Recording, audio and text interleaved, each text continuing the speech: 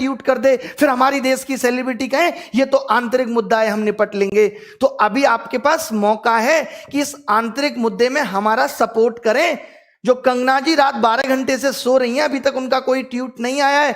अक्षय कुमार साहब कनाडा में क्रिकेट खेल रहे हैं, उनका कोई ट्वीट नहीं आया है। और पूछता है भारत, अब युवा पूछता है कि तुम कब हमारी खबर दिखाओगे। अर्णब पूछता है युवा कि तुम कब हमारी खबर दिखाओगे। अमिताभ बच्चन साहब आप ही बता दो, कोरोना में तो आपने बहुत न्यूज चलाई, बच्चों से एक एक रुपए इकट्ठा करके इन सेलिब्रिटीज को भिजवा देते हैं, कम से कम इनसे ट्वीट तो करवा लें।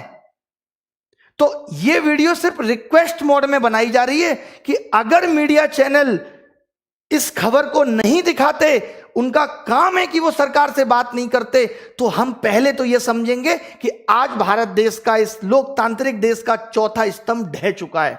और उसके बाद हमारी क्या ताकत है ये हम मीडिया को भी बता देंगे। हमें आता है बहुत अच्छी तरीके से आपको नीचा दिखाना। अगर आज इस देश की सेलिब्रिटी, आज अगर इस देश का न्यूज चैनल आगे बढ़ाए तो वो हमने बढ़ाया है। आज देश का 2.5 करोड़ युवा अगर परेशान है तो इंटू 5 कर लो, 12.5 करोड़ लोग उससे जुड़े हुए हैं। और उन सब के मोबाइल घर में जब टीवियों में ये चैनल डीएक्टिवेट हो जाएंगे तो उनको समझ में आ जाएगा कि हम क्या चीज हैं। हम नेटफ्लिक्स, हॉटस्टार सबको अनसब्सक्राइब करा देंगे इस युवा और उनकी फैमिली मेंबर्स के मोबाइल से, तब आपको हमारी ताकत के बारे में पता चलेगा। यह तो हमारी प्लानिंग का एक बहुत छोटा सा हिस्सा है। इसके बाद अभी क्या करेंगे आप सोच भी नहीं सकते। तो यह सीधी सीधी इसको आखिरी रिक्वेस्ट समझ लीजिए। सोशल मीडिया पे हूं, धमकी शब्द का इस्तेमाल नहीं कर सकता, रिक्वेस्ट कर रहा हूं, सभी मीडिया चैनल से कर रहा हूं। यशराज मुखौटे, तमाम तरीके के लोग जो बात बात पे गाने बनाते फिरते हैं, चीजों को वायरल करते हैं, मीडिया को ये दिखाने का वक्त मिल जाता है कि पौरी हो रही है, मीडिया को ये दिखाने का वक्त मिल जाता है रसोड़े में कौन तुम्हारा फूफा था, है जिसे देख के डर रहे थे तुम, और तुम्हें दिखाना जरूरी हो गया था। 25 फरवरी 11 तारीख को ट्वीट करना है। आज आप लोगों ने दिखा दिया कि हमारी ताकत क्या है। बट ट्वीट में सिर्फ यह है कि मोदी रोजगार दो। इस ट्वीट पे अगर सरकार, आप खुद बताओ, कल से ये ट्वीट चल रहा है, जब तो जरासी देश पे मिनिस्ट्री ऑफ होम अफेयर्स ने एक नोटिफिकेशन निकाल दिया था। अब सरकार एक नोटिफिकेशन निकाल के ये नहीं कह सकती थी कि हम रिफॉर्म्स पे बात करने के लिए तैयार हैं। मैं लीड करूंगा एसएससी को, ये मैं बोल रहा हूं, और बाकी के एग्जाम्स की प्रॉब्लम को भी मैंने ये सोच लिया है। ये स्टूडेंट्स से बात नहीं करनी, स्टूडेंट्स को हम रिप्रेजेंट कर रहे हैं, उसकी समस्या को हम समझते हैं। मैं कभी नहीं कहूंगा स्टूडेंट्स तुम आगे आओ। मैंने ये मुहिम उठाई है, मुझे साथ चाहिए आपका, हाथ जोड़ के।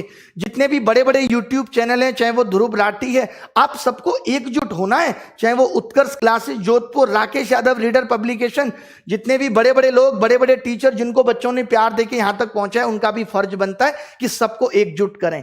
हमारा टारगेट ट्वीट का मोदी रोजगार दो तो है, बट इसके मायने बहुत बड़े हैं।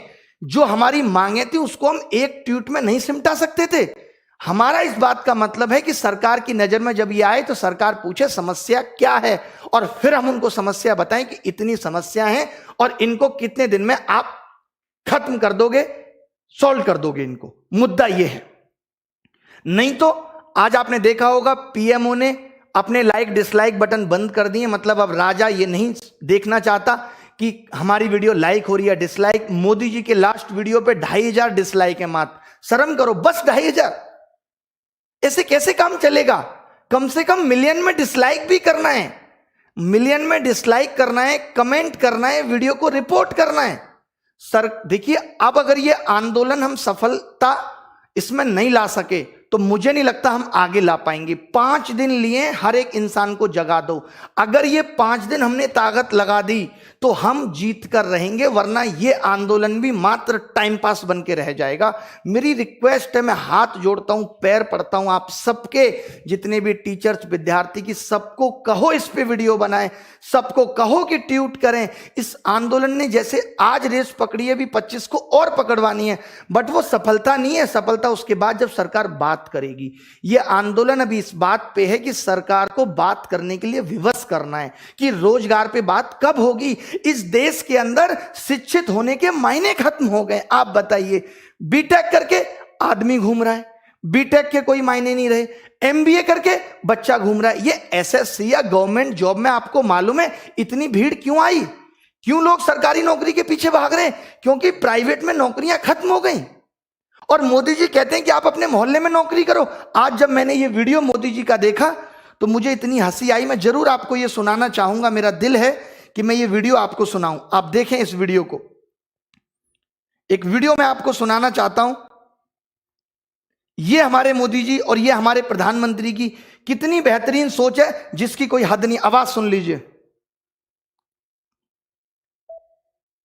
ये देखिए। छोटे छोटे कारखाने लगे, हर गांव गली मोहल्ले में रोजगारी का अवसर पैदा हो और नौजवान अपने ही इलाके में रोजगार कमाए ताकि शाम को अपने माँ बाप के पास जाकर के बैठ सके, माँ बाप के साथ सुख दुख बांट सके, माँ बाप के साथ बैठ करके रूखी सूखी रोटी खा सके।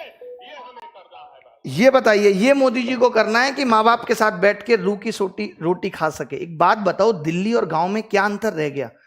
अगर सब अपने घर के आसपास ही रोजगार करेंगे, क्या मायने हैं इस मतलब के? तब तो फिर सीमा पे भी कोई जवान नहीं जाएगा देश की सुरक्षा के लिए। तब मोदी जी अपना झोला लेके गुजरात से दिल्ली क्यों आ गए थे?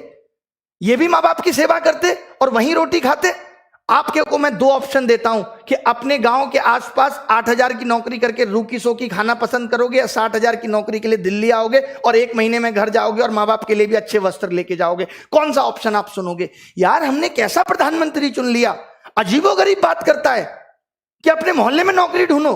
क्या नौकरी ढूंढो? मोहल्ले के सारे कुत्तों को पकड़ के और शहर छोड़ के आऊं? ये नौकरी ढूंढूं गांव में? बताइए क्या करूं? अजीब बात कर रहे हैं। प्राइवेट नौकरी खत्म हुई थी तो गवर्नमेंट जॉब में आए थे। बीटेक करके पता चला कोई 8,000 की नौकरी देने वाला नहीं है, क्योंकि देश में उतनी कंपनियां नहीं है। तो मेरी सभी सेलिब्रिटीज से और सभी मीडिया चैनल से आखिरी वार्निंग समझ लीजिए, आप जो समझ लीजिए, ये हमने आपको प्यार देके यहां पहुंचाया है। अगर हम प्यार देना जानते हैं तो नफरत देना भी जानते हैं। आपने देखा होगा कि किस तरीके से हमने आपकी कुली नंबर 1 को फ्लॉप कर दिया था और किस तरीके से हमने एक सड़क मूवी के ट्रेलर को 10 मिलियन डिसलाइक दे दिए थे। आपको लगेगा कि अरे क्या हो जाएगा इससे, बट आगे आने वाले वक्त में आप देखेंगे कि इसका क्या फर्क पड़ेगा। तो आप जीने देंगे नहीं जब तक आप हमारी सुनोगे नहीं। और गलत मांग है नहीं, इतनी सी मांग है, अगर शिक्षित किया है, काहे को आपने इतने कॉलेज खोल दिए थे? काहे को आप सबको ग्रेजुएट करते चले जा रहे थे? आपके पास और कामों के लिए पैसा था क्या? देश में कोई और काम नहीं हो रहा? आप चुनाव में लाखों करोड़ों रुपए खराब कर रहे हैं। दिल्ली में घुसते ही बोर्ड लगा रहता है, केजरीवाल 26,000 करोड़ का हिसाब दो। हजारों बोर्ड दिल्ली में लगे हुए हैं, इसमें पैसा नहीं लगता सरकार का? अबे केजरीवाल तुम्हारा कितना दूर का रिश्तेदार है, उसके घर जाके पूछ लो कि हिसाब दो 26,000 करोड़ का। इस बात को बोर्ड पे लिख के पूछने की जरूरत है? अजीब नौटंकी है तुम्हारी। दिल्ली के अंदर आप घुसेंगे, जब भी घुसेंगे तो हजारों बोर्ड लगे रहते हैं, केजरीवाल हिसाब दो। केजरीवाल तुम्हें हिसाब देगा कि रात को क्या कर रहा है, ये सब हिसाब तुमसे केजरीवाल मांगेगा। और मांगने तो फोन पे मांगो, तुम्हारे पास केजरीवाल का नंबर नहीं है। संसद में मांगो, विधानसभा के सत्र में मांगो। इन सब चीजों में एमसीडी में पैसा लगाने के लिए तुम्हारे पास पैसा है, नौकरी देने के लिए पैसा नहीं है। यह मैं दिल्ली सरकार से भी कह रहा हूं, डीएसएसबी की नौकरी 2014-15 की पेंडिंग है। एक समस्या है, हलवा समझ के रखा है। चिताएं जला दें अपनी अपने परिवार की।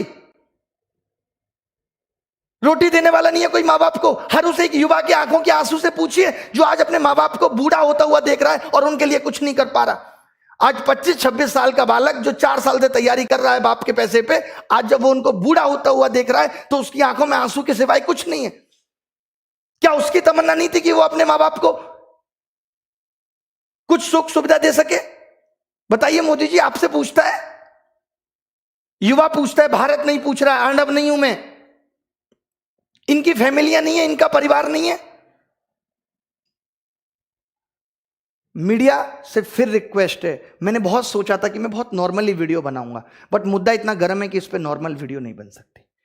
गुस्सा आना लाजमी है, क्योंकि कब से देख रहे हैं, हम भी विद्यार्थी थे, हमने भी 2012 में प्री दिया था, मेंस दिया था, एक सिंगल सवाल गलत नहीं था। ये सवाल गलत आना तेरे से ही क्यों स्टार्ट हुए? क्योंकि आपको पैसा कमाने के ऑप्शन चाहिए थे। मुझे ऐसा लगता है कि इन्होंने आईआईएम से बंदे बुला के बिठाए हुए हैं कि कैसे एसएससी में बिना नौकरी दिए पैसा कमाएं। हम इनसे नौकरी मांगने जा रहे हैं, ये हमसे पैसा कमा रहे हैं। कैसे? फॉर्म भरवाएंगे, एग्जाम नहीं लेंगे सालों साल, फिर दूसरा फॉर्म आ जाएगा, फिर एक और फॉर्म भरवाएंगे, फिर क्वेश्चन गलत देके 100-100 रुपए वसूलेंगे। अलग तरीके की वसूली चल रही है। बट हार नहीं मानेंगे। मोदी जी, ये देश आपका है तो ये हमारा भी है, हमने भी इस मिट्टी में जन्म लिया है, हम भी इस मिट्टी से प्यार करते हैं, हमारे अंदर भी देशभक्ति है, हम भी आपके उन फैसलों का समर्थन करते हैं जो आपने ठीक किए। बट जहां आप गलत हैं तो बोलेगी प्रजा। देख लीजिए क्या कहा था, चाहे अब्दुल कलाम साहब हो, किसी विद्यार्थी की सबसे महत्वपूर्ण जरूरी विशेषताओं में से एक है प्रश्न पूछना। प्रश्न पूछने में कोई संकोच नहीं है। अगर मैं गलत हूं तो कलाम साहब भी गलत थे, और इनको गलत कहने वाला कोई पैदा नहीं हुआ। राष्ट्रीय युवा दिवस, स्वामी विवेकानंद जी ने भी कहा था, उठो जागो और तब तक मत रुको जब तक लक्ष्य की प्राप्ति ना हो जाए। तो रुकने वाले हम भी नहीं हैं। और ये प्रॉब्लम सिर्फ एसएससी की नहीं है, railway, bank, DSSB, UP police, MP police, हर एक एग्जाम की ये समस्या है कि इतना भ्रष्टाचार है, इतना भ्रष्टाचार है जिसकी कोई सीमा नहीं है। अरे करो, लिमिट में करो, 10%, 15% करो, तुम्हारे भी